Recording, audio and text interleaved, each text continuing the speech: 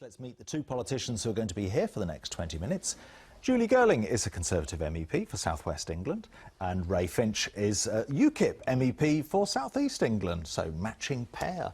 And the South East part of the European campaign this week with this letter from BMW to the people who work for Rolls-Royce in Sussex, and also the ones who make Minis in Swindon and in Oxford. Fair enough, isn't it? They are going to lose out, surely, if we leave the EU. Well, of course not. The thing is, BMW... What do you mean? Not fair enough, or are we not going to lose out? We're not going to lose out. BMW are putting out a scare story. The fact is, last year we had a £27 billion trade deficit with Germany. You know, if we turn round, Germany aren't going to want to put on a trade barrier because we'll do the same. And it'll reciprocally cost them a lot more than it'll cost us. The strongest point they had to make was about uncertainty and also the cost of components. A lot of these Rolls-Royces are German parts. Yeah. Now, in the first place, you're saying on day one, those components will cost the same and people will be able to move around Europe in the way they can now? Why not? Why not? Well, because it might not carry on. We don't know Article why. 50 of the Lisbon Treaty, which will be how we get out, says that the EU must try to make a free trade agreement with any country that leaves. There is no advantage for the EU to put on tariffs against us. You can't prove that's what will happen, but Julie, you can't prove that it won't be very straightforward and that there will be no problem. And this letter is trying to create uncertainty and fear, isn't it? Fear? No. I think it's amongst the people who work for BMW. I think it's expressing a requirement for caution. And caution is not fear. I know that this Project Fear thing is being promulgated by the people who want to stay in. Of course they're going to do that.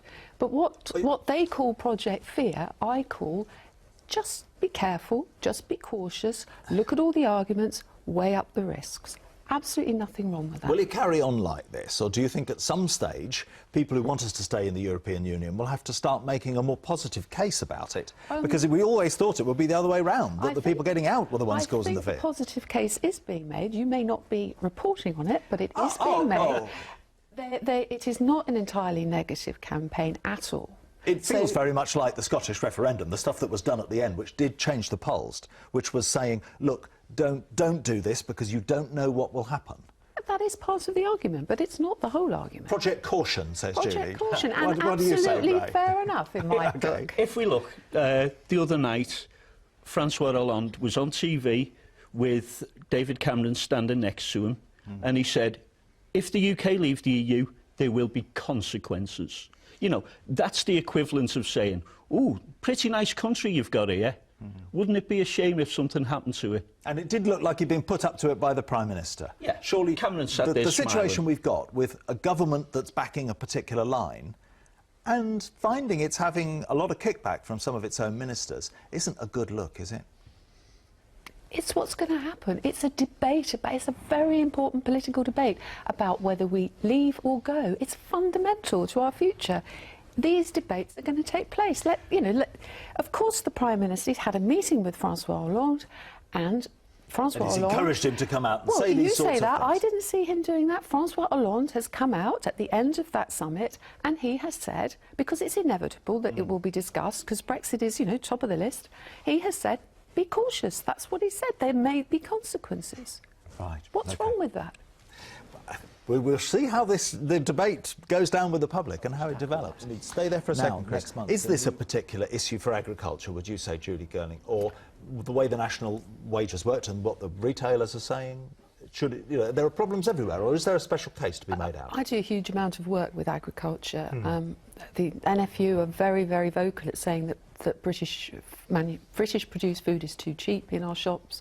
There is a problem in the supply chain. But why should the workers at the bottom of that suffer? I think this new living wage, and it's going to be brought in gradually, it's carefully staged, takes us from an economy where we're low-waged, supported by benefit, supported by government, into one where the wages are higher. We cut out that middleman.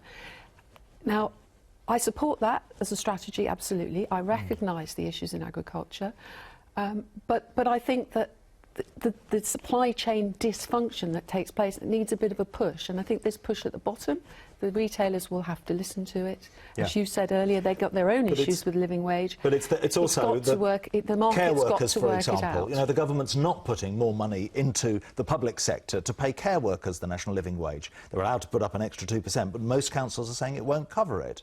I mean, do you see this as a problem for the future, Ray? Well, just for once and staggeringly, I agree to an extent with Julie.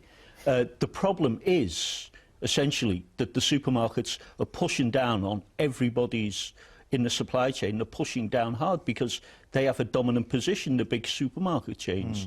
So And you think it's the right time for people to get a pay rise? I mean, we have got record employment. It's always the right time for people to get a pay rise, as far as I'm concerned. OK.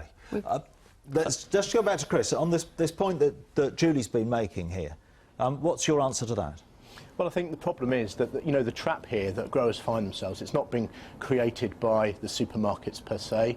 The supermarkets have got their own cost of national living wage to accommodate. I'm not an advocate for the supermarkets. The trap's really been created by government, introducing the national living wage out of the blue without consulting the industry. It's not giving this industry any time to accommodate that costs.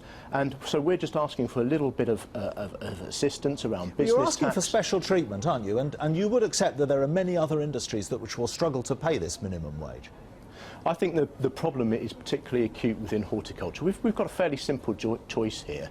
You know, we've produced some pretty stark facts that business is going to become unprofitable, and those British-grown fruit and veg, flowers and plants that we currently enjoy, you're going to struggle to find them in the future, and we're just going to end up importing those from countries with lower labour costs. OK. Thank you very much for joining us, Chris, and putting that case. They're both quite characters, aren't they? And now, Bernie says, you know, I'm a democratic socialist. He's always said that. He's not been in the Democrats before. And he said he didn't want to actually cause the Democrats problems by trying to run in previous years, which is why he's waited till he's 74 to join this particular race. But he's the anti-establishment figure. Now, Nigel Farage, he used to be the anti-establishment figure. We're not seeing him at the head of the Leave campaign anymore. He still is he? He is. The thing is, the Leave campaign now has plenty of frontline people. Nigel's been leading it virtually on his own for many years, but now we've got the likes of Boris Johnson and Michael Gove. Hasn't he stepped back a bit now? No, he hasn't stepped back. It's others who've stepped forward to be alongside him. Boris, he's a very different proposal, isn't he? Indeed. Well, him and Donald Trump share the same hairdresser. Share the same. Who ends up, do you think, as the leader of both of these campaigns? Because personality, as we've seen in the presidential elections, is so important. Is David Cameron the right person, as Prime Minister, to be keeping us in Europe, having negotiated it? Absolutely.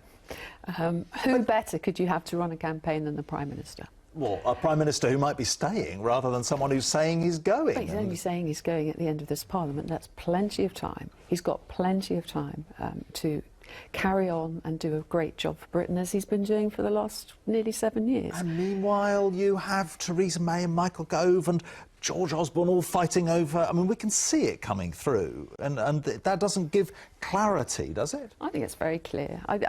I don't think most people are worried about who's going to be leading the Conservative Party after this. They're worried about whether we're going to be in the EU or not, and what that means. Concentrating minds. So we should concentrate on that. I mean, I always find it amusing that Nigel's seen as this anti-establishment when he's been in the European Parliament since 1999. I mean, you don't get more establishment than that. Yeah, worked in the city. I mean, it's all a charade, isn't it? Because people just don't like politicians.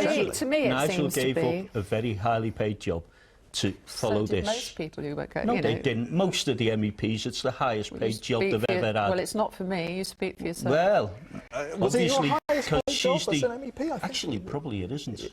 Oh, right. Yeah, probably it isn't. It's all right. See, there's another thing you share with Donald Trump. You change your mind in a second. And you said when that was running, Ray, when you saw McLaren, there you go, they're not worried, they're investing. Nissan, all the other major companies, it just happens that this one, that happens to be owned by a German manufacturing company, Well, let's putting not the scale in. go over that all again. The point I was going to make was McLaren make hugely expensive cars that even on your new salary, the highest maybe that you earn... We can't afford those. You can't afford a McLaren, can you? I mean, so what sort of a world have we got? 18 people homelessly sleeping in bins just in Swindon this year, and at the same time McLaren are taking on more staff to make these... It's a funny old economy, isn't it, Julie? Well, I don't know who the people in the bins are, and obviously it's pretty awful. Nobody's going to say otherwise. But at the same time, I don't see the two things are really connected. We want a thriving economy, unless we have a thriving economy, and that might mean selling very expensive cars to very rich people in Europe. I have no problem with that. It means we've got jobs here in the UK, and it means that those people will have a chance. So long as we have a strong economy, we have a chance to bring everybody up to a reasonable level. Starting to pull itself in different directions because of this argument over Europe, which is not going to bring any more prosperity to us in the short term. In the short term, no, it won't. In the short term, it won't make a great deal of difference because we have a 2-year negotiating period. Yep. In the longer term, it will bring more prosperity and more freedom in for Syria, us. and we've got climate change, and we've got so many other things that we ought to be dealing with. But you still say the most important thing is arguing about whether or not we're in Europe. National sovereignty is always the most important thing. Either you rule yourself or you don't. That's all that matters in life. Yeah, well, I think most people who, when they vote on the 23rd of June, would like to see that expanded. OK, what do you mean by sovereignty? What exactly is it that you think we can't do that, at the moment, that you think we will do better? How will we do it? How will... Are we going to get answers to all of this stuff? Are we going to get any of those answers? The answer is, at the moment, the people who rule us, the people who rule the European Union, are not elected by the people. Well, we are. We don't run the European Union. Of course we do. Ridiculous. Do you understand the Lisbon Treaty? Absolutely ridiculous. All of these rules come through, and then the MEPs press the little buttons and say yes or no, and it's always yes. This is Project Fear. Move the project forward. Both of you. We have some more weeks of this to come, and then it's up to you. That's all from us in the South. Thank you to both my guests. And now back to Andrew. You didn't frankly have the balls to put country before party.